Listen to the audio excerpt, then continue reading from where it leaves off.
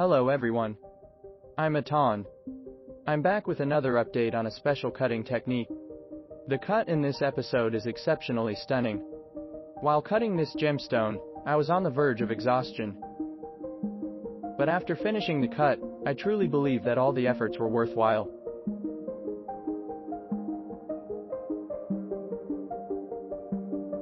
Because this gemstone not only has a beautiful color, but its cut is also exceptionally exquisite. Please be patient and watch this episode till the end, you will be amazed. Now, the next step is to attach the gemstone with adhesive. Since it's already performed, I'll now align the table facet. Then, I'll make some final adjustments to the girdle for a more refined look. This is the result after refining the girdle.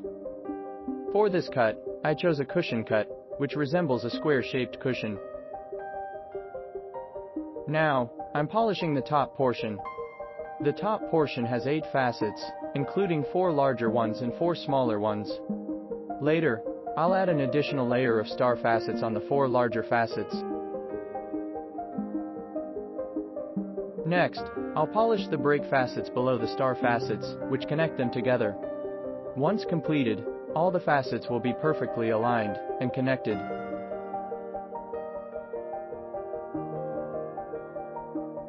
Now, I'll polish the crown. The polishing process is the same. This is the result after polishing. Now, I'll switch to a copper lap and polish the girdle.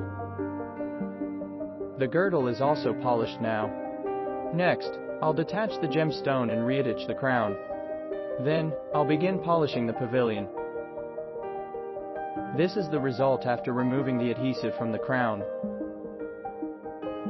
Now, after attaching and aligning the pavilion, I'll polish it.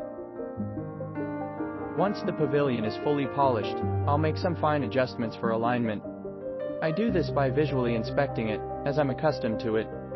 Then, I'll attach the octagonal dop and start polishing the pavilion. First, I'll use a rough lap to remove any excess material. As you can see, this surface is quite rough. Now, I'll switch to a finer lap to refine the top surface. This helps with the subsequent polishing. After using the finer lap, the surface will have a noticeable contrast with the adjacent facets.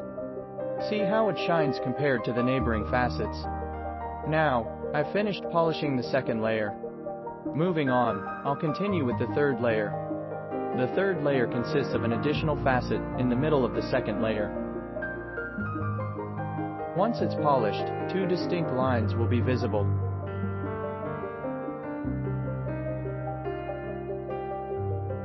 Can you see the lines? If not, you'll see them clearly after the final polish.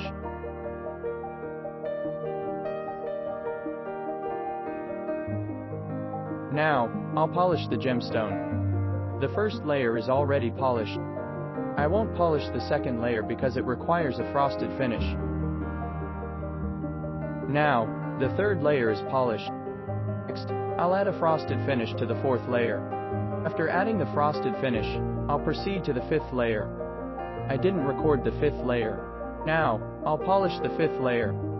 As for the fourth layer, it remains unpolished, showcasing the frosted finish. Lastly, I'll add the topmost layer, the sixth layer. For this step, I have to manually guide the lap since it rotates too fast. This ensures the facets connect perfectly. This is the result after polishing the top portion. Now, I'll remove the gemstone. I'll soften the wax by heating it and gently push the gemstone down. Once it's pushed down, there will be residual adhesive on the surface. Soaking it in alcohol will dissolve the wax. While it soaks, I'll wash my hands and prepare to show you a beautiful video. Look at the result.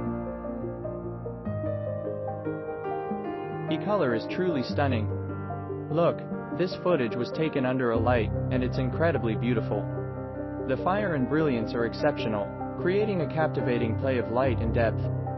I'm genuinely satisfied with this gemstone. Now, let's take a look at the footage captured in natural light. Even under natural light, it looks exceptionally beautiful. Alright, that concludes this episode. If you enjoyed it, Remember to follow and subscribe to my channel, Atan, and I'll see you in the next episode.